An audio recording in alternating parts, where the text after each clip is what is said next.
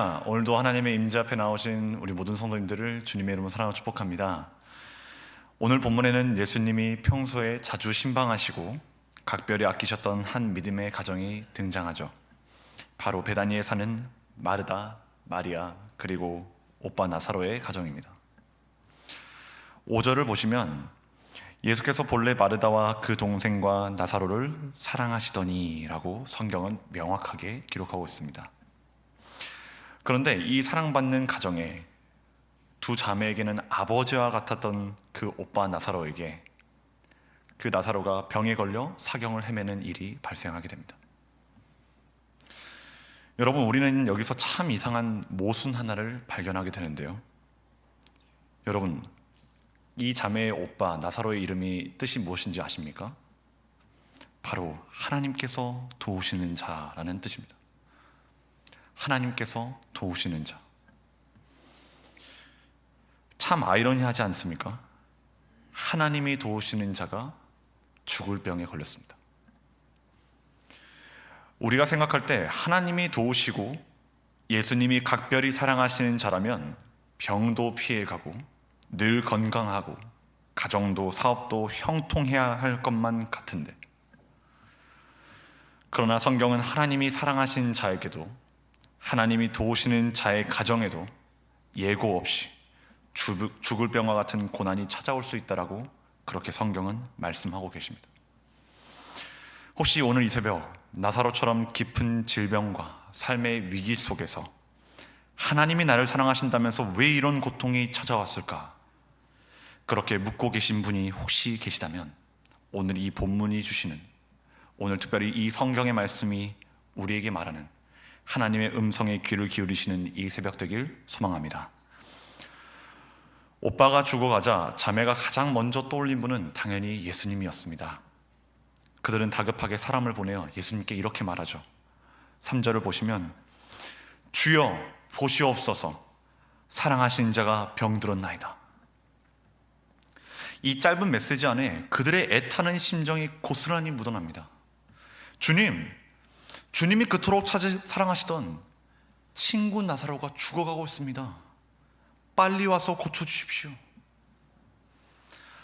사랑하는 친구가 사경을 헤맨다는 이 절박한 소식을 들으셨다면 당장 베다니로 달려가시든지, 아니면 왕의 신하의 아들을 고치셨을 때처럼 먼 거리를 서라도 말씀해 주셔서 즉시 치유해 주셔야 마땅할 것 같습니다. 여러분, 지금 이 나사로의 상황은 생사를 두고 촌각을 다투는 위급한 상황이 아닙니까? 그런데요, 예수님의 반응이 너무나 뜻밖입니다. 4절에서 예수님은 이렇게 말씀하시죠. 이 병은 죽을 병이 아니라 하나님의 영광을 위함이요 라고 말씀하십니다. 예수님은 당장의 치료보다 이 병이 허락된 목적에 초점을 맞추십니다. 그리고 이어지는 5절과 6절의 말씀은 우리를 더욱 당황하게 만듭니다. 5절을 보시면 예수께서 본래 마르다와 그 동생과 나사로를 사랑하시더니 나사로가 병들었다 함을 들으시고 그 계시던 곳에 이틀을 더 유하시고. 여러분, 이 본문을 자세히 보시면 이 문장이 논리적으로 이해가 되십니까? 나사로를 사랑하셨다, 그래서 그곳에 이틀을 더 머무셨다. 여러분, 우리의 상식으로는 사랑하셨다, 그러므로 모든 일정을 다 취소하시고 즉시 달려가셨다라는 말이 더욱 자연스럽고 맞을 것 같습니다. 그런데 예수님은 사랑하시기 때문에 오히려 서두름 없이 그곳에 이틀을 더 지체하셨습니다. 그런데 이 지체하심의 결과가 무엇이었습니까? 가슴 아프게도 나사로는 그 병으로 죽어 무덤에 갇히게 되었고, 남겨진 두 자매는 망연자실하여 눈물바다를 이루었습니다. 여러분, 우리 신앙생활 속에서도 이런 순간을 참 많이 마주치는 것 같습니다.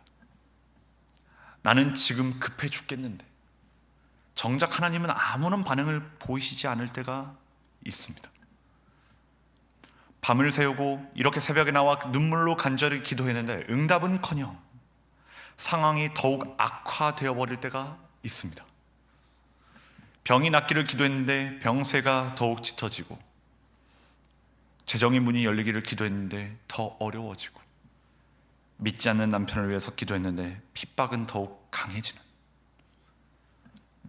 그럴 때 우리는 절망하며 묻습니다. 주님, 저를 사랑하시는 것이 맞습니까? 왜 제가 원하는 때에, 제가 원하는 방식으로 응답해 주시지 않는 것입니까? 우리가 하나님이 우리를 사랑하신다면 내가 원하는 것을 내가 원하는 때에 주셔야 한다고 그렇게 생각할 때가 많습니다. 그러나 예수님은 언제나 사람의 다급한 요구보다 하나님의 뜻에 우선권을 두셨습니다. 마리아와 마르다의 급박한 외침 속에서도 예수님은 사람의 감정에 휩쓸려 패닉 가운데서 움직이시지 않았습니다. 여러분, 예수님은 철저히 하나님의 시간표에 하나님의 뜻에 따라 움직이셨습니다. 예수님이 그곳에서 이틀을 더 지체하신 이유는 그들을 덜 사랑해서가 아니었습니다. 그것은 나사로가 병에서 낫는, 단지 병에서 낫는 치유의 기적 정도가 아니라 죽은 자의 무덤에서 살아나는 부활의 영광을 그 사랑하는 자매들에게, 제자들에게, 그리고 오늘 우리에게 보여주시기 위함이었기 때문입니다. 사랑하는 성도 여러분, 기도했는데 하나님의 응답이 더딥니까? 기도했는데 오히려 상황이 더 절망적으로 혹시 흘러가고 있지 않습니까? 여러분, 아무것도 이루어지지 않는 것 같은 그때, 상황이 더욱 악화되어가는 그때에 우리는 끝까지 이 기도의 자리를 지킬 수 있을까요? 오늘 예수님이 우리에게 이렇게 묻고 계십니다. 응답이 더디고 상황이 악화될 때 너는 그럼에도 불구하고 나를 신뢰할 수 있느냐? 나를 신뢰할 수 있느냐? 여러분, 하나님의 침묵은 거절이 아닙니다. 더 위대한 부활의 영광을 준비하시는 하나님의 시간표가 지금도 정확하게 흘러가고 있음을 우리가 신뢰하는 저와 여러분이 되시길 소망합니다. 우리의 모든 상처와 고통이 결국 하나님의 영광을 드러내는 찬란한 통로로 하나님이 삼아 주실 줄 믿습니다. 하나님의 시간표가 꽉 찬 바로 그때 7절에서 예수님은 이제 유대로 가자라고 이렇게 말씀하시죠. 이 움직임은 아차, 너무 늦었구나, 이제라도 가보자 라는 그런 이야기가 아닙니다. 하나님의 뜻을 이루실 때가 되었기 때문에 그렇게 움직여 가시는 것입니다. 그리고 제자들을 향해서 위대한 선포를 말씀하시죠. 11절입니다. 우리 친구 나사로가 잠들었도다. 그러나 내가 깨우러 가노라. 그러나 내가 깨우러 가노라. 인간의 편에서 볼 때는 지금 이 나사로는 죽어서 썩은 냄새가 나는 시체가 되었습니다. 죽었습니다. 모든 것이 끝났습니다. 그러나 온 우주의 창조자 되신, 생명의 주관자 되신 예수님의 편에서 볼 때는 그것은 언제라도 생명의 말씀으로 깨울 수 있는 잠에 불과했습니다. 세상 사람들은 말하죠. 끝났다, 죽었다, 틀렸다, 그렇게 말하지만 예수님은 아니다, 잠든 것이다, 내가 지금 그를 깨우러 간다, 그렇게 말씀하고 계십니다. 여러분, 오늘 저와 여러분의 삶에 나사로의 무덤처럼 그렇게 죽어버린 절망의 영역은 없습니까? 내 힘으로는 도저히 해결할 수 없는 문제들, 그 절망의 무덤 앞에서 혹시 눈물 흘리고 계십니까? 인간의 눈에는 죽은 것 같고 끝나버린 것 같지만 오늘 이 새벽 내가 깨우러 가노라, 내가 지금 깨우러 가노라, 그렇게 말씀하시며 우리의 삶의 무덤 앞에 찾아오시는 예수님을 바라보는 저와 여러분이 되시길 소망합니다. 오늘 우리가 붙잡아야 할 믿음이 무엇일까요? 이 예수님을 바라보는 것입니다.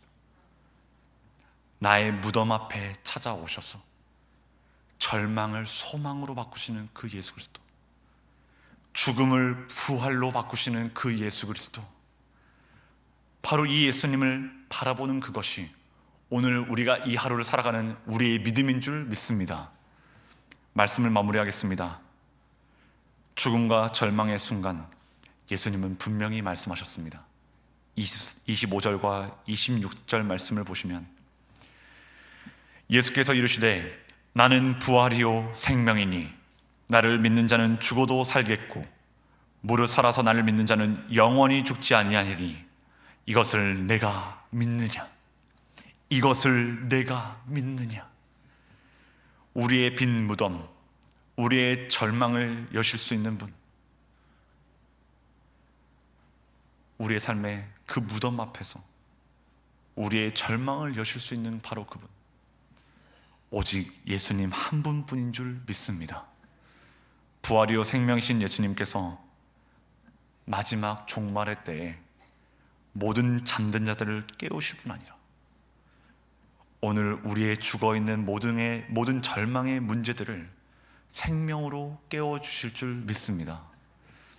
내가 원하는 때가 아니라 믿음으로 하나님의 때를, 가장 완벽한 하나님의 시간표를 신뢰하며 응답이 더딜지라도 끝까지 기도의 자리를 지켜내는, 그리하여 부활의 영광을 목도하는 저와 여러분이 되기를 주님의 이름으로 간절히 축원하고 간절히 소망합니다. 이 시간 기도하시겠습니다.